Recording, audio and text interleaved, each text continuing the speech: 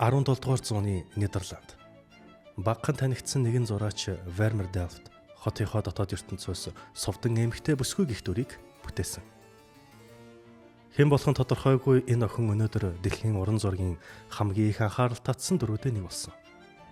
Дүрийн хувьд эргэн харсан байрлалтай, ам нь бага зэрэг нээлттэй. Яг юу хэлэх гэж буйн тодорхойгүй. Харин түүний харц цаанаа нэгийг өгүүлнэ. Совдон эмэг нь зүгээр нэг чимэглэл бус.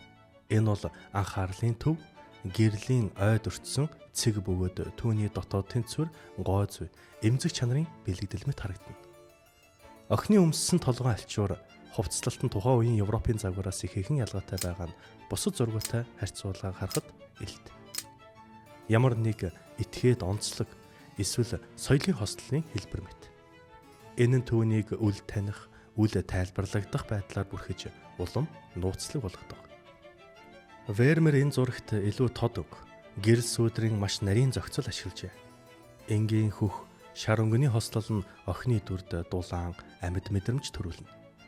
Түүний ард ямар ч дүрс байхгүй. Харин хоосон харанхуйн дэвсгэр дээр гэрэл туссан охин өөрөө бүрэн төв болон тодордог. Энэ бол энгийн охины хөрөг биш. Энэ бол тухайн цаг үеийн эмэгтэй хүний гоо сайхны тухайн асуулт.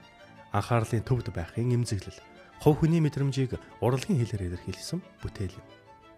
Совдон эмэгтэй бүсгүй өнөөдөр ч хэн болох нь онцох хэвээр.